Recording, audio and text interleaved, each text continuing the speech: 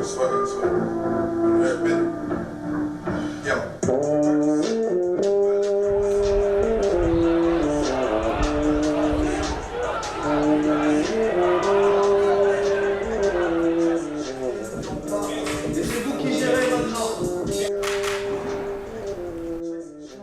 projet pour la résidence Les Furtifs, il est un peu parti de la découverte du lieu du CAPC. En fait, quand j'ai su que je pourrais présenter un projet dans le lieu, j'ai tout de suite, bien sûr, beaucoup aimé la nef. Et je savais qu'il n'était pas question, dans tous les cas, de présenter une exposition dans la nef, mais j'ai tout de suite eu envie de remplir la nef plus de musique, en fait, de son. Et notamment, comme je joue du corps, c'est un lieu, pour moi, qui m'a tout de suite fait penser au corps. Je savais que ça allait bien sonner, que ça allait résonner. Et donc, ça m'a tout de suite orientée vers un projet plus lié à la musique.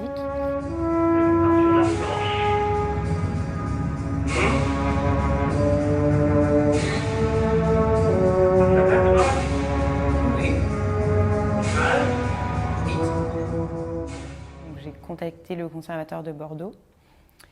Et c'est là que le projet a pris plus d'ampleur parce que donc, le conservatoire était intéressé. J'ai parlé avec leur professeur de corps qui était très intéressé de collaborer. Et puis, donc l'idée est venue que je collabore avec toute la classe de corps du conservatoire de Bordeaux sur un spectacle performance.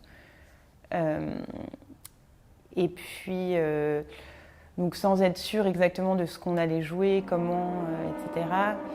Et puis il y avait aussi l'idée quand même d'avoir un échange avec les cornistes parce que ce qui m'intéressait c'était de prendre un peu le corps comme un point de rencontre, un point commun, un facteur juste qui nous rapprochait malgré plein d'autres différences. Et puis donc d'avoir des discussions avec eux, etc. Et d'essayer à travers ces discussions de faire ressortir des thèmes qui m'intéressaient sur leur rapport à la musique, leur rapport à l'institution aussi. Encore une fois, je m'intéresse beaucoup aux institutions d'apprentissage. Et donc, quand on apprend un instrument comme ça qui est très classique, dans un enseignement quand même assez classique, quelle est la place de la liberté ou des goûts personnels dans cette pratique, etc. Comment les faire réfléchir un peu à cette problématique. Carla, tu faisais 7, 2, 3, 1 et 5. Ok, bon, je vais me mettre là. Allez. Donc j'ai décidé d'avoir ces deux axes, l'axe performance et préparation d'une performance et l'axe film, un peu documentaire, un peu sociologique, assez libre. En fait, j'avais envie de voir ce qui allait ressortir de toutes ces séances de tournage et de ces rencontres. Donc j'ai fait des interviews avec tous les élèves, je les ai filmés pendant leurs cours pour observer un peu la pédagogie, les rapports prof-élève. J'ai aussi filmé des cours de formation musicale. 1, 2, fa, mi, fa. Ok, on refait ça. Ensuite, un autre axe qui s'est rajouté à cette performance, c'était la danse. Donc, suite à ma rencontre avec Nicolas Faubert à la Cité des Arts, on a beaucoup collaboré et j'ai collaboré notamment avec un crew de danseurs qui s'appelle la team HKM, avec lesquels Nicolas travaille. Donc, c'est des jeunes danseurs de 10 à 20 ans qui sont entraînés par une chorégraphe, Lydia Lawishi. 1, 2, 3, 4, 5, 6, 7, 8, 1, 2, 3, 4, 5.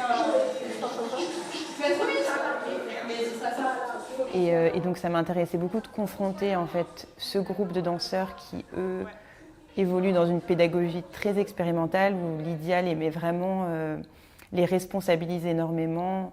Il n'y a pas vraiment de rapport prof-élève, c'est vraiment plus une équipe qui travaille ensemble. C'est intergénérationnel, c'est très professionnalisant. Donc ça m'intéressait de ramener ces danseurs pour collaborer avec les cornistes du conservatoire. Et puis, j'avais aussi envie, tant qu'à faire, d'incorporer des danseurs du conservatoire. Donc, pour ce faire, j'ai d'abord invité Nicolas Faubert à venir proposer un workshop de danse freestyle au conservatoire. Donc, ça m'intéressait aussi de faire rentrer en fait un professeur de hip-hop au conservatoire. Je trouvais ça assez symbolique et politique parce que je trouve ça assez fou que ça n'existe pas encore, étant donné qu'il y a une très grosse demande et qu'il y a aussi une très grande disponibilité de beaucoup de professeurs de hip-hop qui se retrouvent plus facilement dans la précarité parce qu'ils n'ont pas accès à ces postes institutionnels. Imaginez, tu vas dessiner une route ici qui est une autoroute. Je vais en voiture, je vais en virée, je vais jusqu'en Alaska. Après je reviens, je vais en Bahamas. Il y a 5 danseurs qui se sont portés volontaires, qui étaient super contents de poursuivre cette exploration. Donc avec beaucoup d'improvisation, beaucoup plus de liberté peut-être que ce dont ils ont l'habitude. Et donc la forme finale qu'a pris le projet, c'était donc un concert. Donc on avait 3 morceaux, 2 reprises que j'ai arrangées avec un peu d'aide. Donc de la chanson Diamonds de Rihanna et la chanson My Body is a Cage d'Arcade Fire. Et ensuite une chanson plus spécifiquement écrite pour les cuivres, pas que pour des corps, donc la marche funèbre pour Richard Nordraak de Grieg, Edvard Grieg.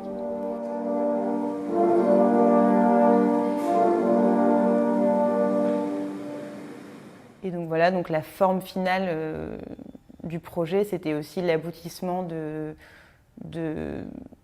ce processus que j'avais proposé aux élèves, d'avoir des invités qui étaient là pour les faire réfléchir sur leurs pratiques et qui étaient là pour un peu challenger peut-être les propositions du conservatoire.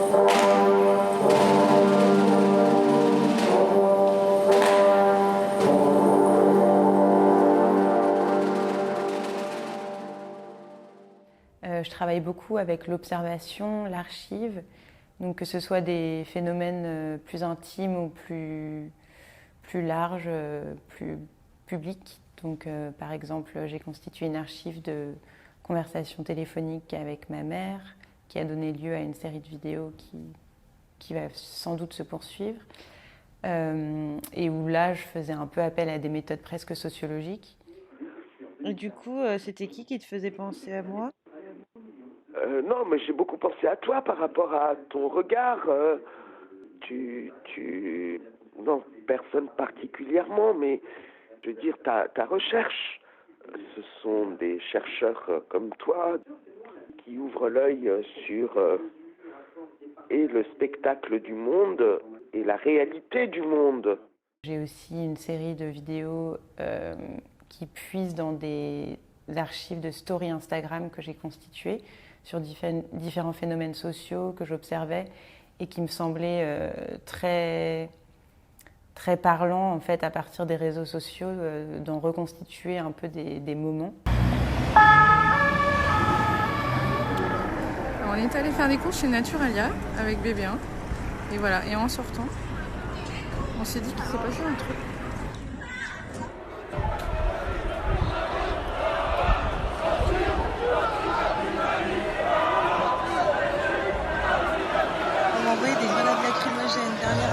On va fermer la fenêtre, nous, parce qu'on s'en prend pas la gueule.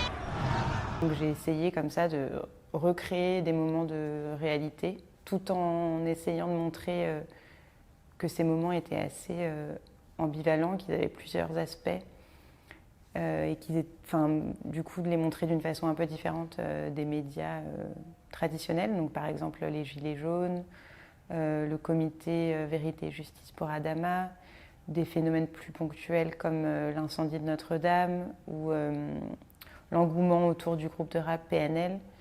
Donc tout ça, c'est des façons d'utiliser des voix, des images qui existent déjà et de puiser là-dedans pour les remontrer en fait d'une façon plus lisible ou en tout cas plus construite, enfin reconstruite en tout cas.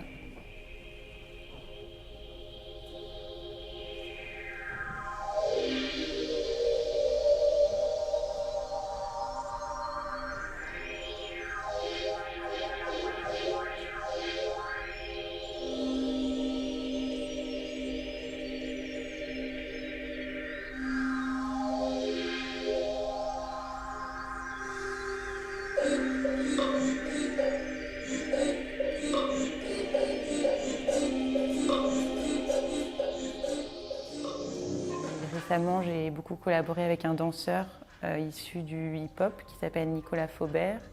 Donc j'ai fait une série de vidéos sur lui qui s'appelle La Cité des Arts parce qu'à l'époque, on était résident à la Cité internationale des arts à Paris.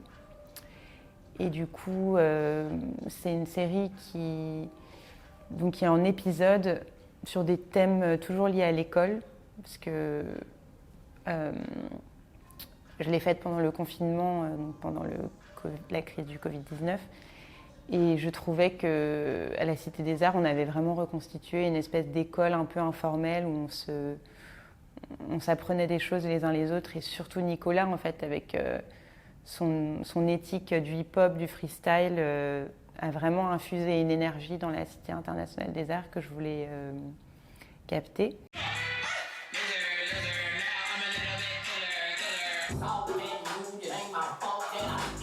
Là, il se passe quelque chose, il y a un changement. Tu décides, c'est comme la vie en fait. Tu tapes. Là, ça tourne là. Ça tourne. Mais ça tourne déjà. Comme vous voulez. Un peu de façon ludique, j'ai créé ces épisodes autour de termes liés à l'école, donc l'appel, les cours, la salle des profs, les couloirs. Mais cette série aborde aussi des thèmes assez politiques. On parle d'expérience de Nicolas avec la police et en même temps en revenant toujours sur quelque chose de très... une énergie très curieuse sur la découverte. Enfin, il n'y a pas de moment où ça va être juste plombant. En fait, ça rebondit sur plus des thèmes de découverte, de curiosité, d'échange, de transmission.